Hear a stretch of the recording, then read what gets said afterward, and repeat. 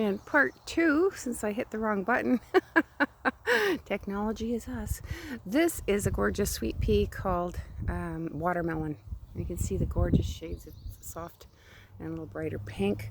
And these are the seed pods. So we'll be collecting these shortly. See, these ones are drying. And the seeds inside, you can see them. When they start to feel dry, that's when you would like to collect these for next year. And this is the Cleome patch. As you can see, they certainly look magnificent if you have room to put them en masse.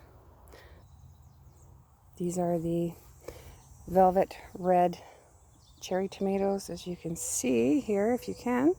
Not the greatest time to be videoing, I guess, in the bright light, but these are like Dusty Miller. They're very silver, and you can see the tomatoes have a very light little fur on them. They're super delicious.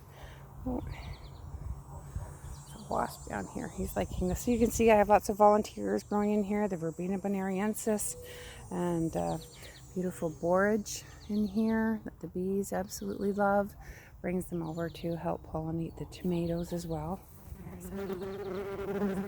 Oh, I've got to be on the phone. Beautiful purple Cimicifuga actea in here. I'm not quite sure what the name of this one is. I forget now, but very dark purple. Looking beautiful in here. The Liatris is blooming. Pollinators quite like that. And a trellis back here with, as you can see, some green pole beans. And look at the length of that bean. Holy moly. These are left on, of course, this long because I'm saving for seed. If you were going to eat it, you would eat it at a much smaller stage. This stage, for instance, where the beans are still flat. And beautiful daylilies. These guys have got to be at least 4 feet tall.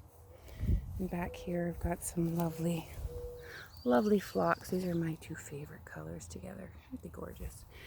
Beautiful daylilies. We'll have lots of these for sale at our annual May long weekend sale. Trouble is, when they're not blooming, people don't realize how gorgeous they are. But oh my gosh, stunning, stunning blooms. And they really brighten up the garden. Some San Marzano paste tomatoes coming along here. They get a little bit of shade where they are here, so they're not quite ripening yet. The beautiful annual rudbeckias. This is my snack for later. Rudbeckias are seeds will be available, and plants are available here too.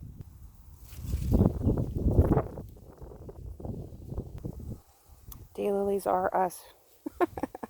If you're looking for daylilies, this is the place to come.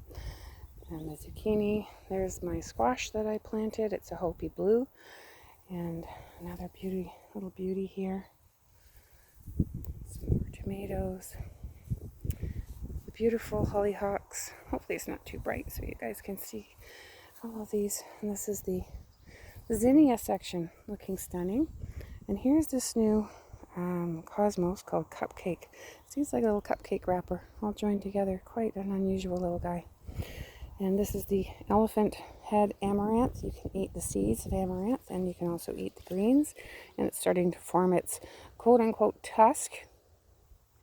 Over there is another set of, I don't know if you remember, I planted this squash not very long ago, but it's missing out on the squash vine borer when planted later, and the vines are starting to go a little crazy. And I had to share with you some of these beautiful. These are zinnias, which are annuals. The seed will be available as this mix, this bouquet. All these different, hopefully you can see these okay with this bright light. And this looks like splashed with paint. And this is an enormous one. Just crazy big. Look how big that is. Holy cow, I can't believe it. So beautiful. The butterflies and the hummingbirds are really having a ball back here with all of these guys.